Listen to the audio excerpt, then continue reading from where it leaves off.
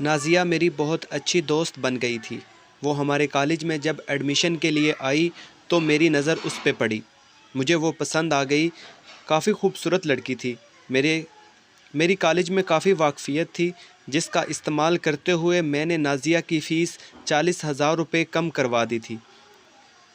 اس سب کے پیچھے میرا پلان تھا نازیہ تک پہنچنا، اور میں کامیاب ہوا تھا۔ وہ مجھ سے کافی متاثر تھی۔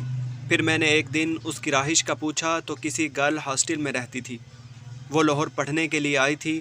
سب کچھ میری چاہت کے مطابق تھا۔ پھر آہستہ آہستہ دوستی محبت میں بدل گئی۔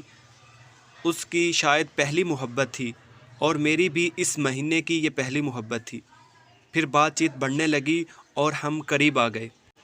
میں نے نازیہ کو اپنے ساتھ اپنے فلیٹ پہ رہنے کی پیشکش کی۔ پہلے تو اس نے انکار کر دیا، مگر پھر آہستہ آہستہ میرے فورس کرنے پر وہ مان گئی اور ہاسٹل سے میرے فلیٹ پہ شفٹ ہو گئی۔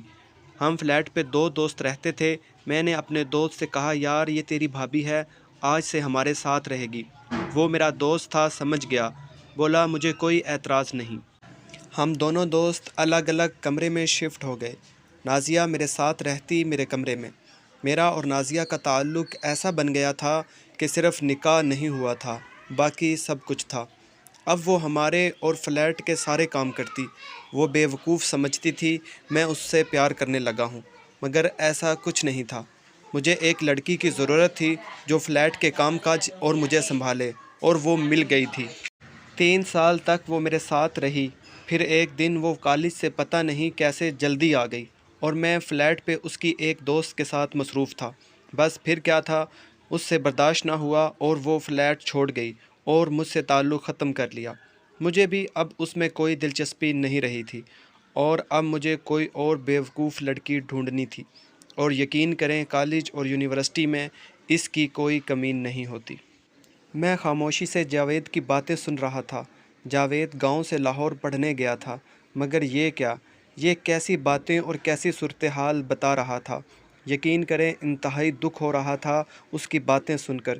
میں سوچ رہا تھا غلطی کس کی ہے۔ یہ بالکل سچی کہانی ہے، 100%۔ آپ بتائیں قصور کس کا ہے؟ جاوید کا جو بگڑا ہوا نوجوان تھا، یا نازیہ کا جو بے وقوف بن گئی اور ایک انسان کو پہچان ہی نہ سکی، اپنی اور اپنے خاندان کی عزت قربان کر دی؟ یا ان والدین کا جو بیٹیاں ہاسٹل بھیج دیتے ہیں اور ان کی خبر ہی نہیں لیتے کہ وہ کہاں ہیں، کس حال میں ہیں؟ میری لڑکیوں سے گزارش ہے، اپنے باپ اور بھائی کے علاوہ کبھی بھی کسی بھی مرد پہ یقین نہ کریں، نہ ان کی باتوں میں آئیں، ورنہ وہ آپ کی زندگی اور عزت سے کھیل جائیں گے، اور انہیں اس بات کا ذرا افسوس نہیں ہوگا۔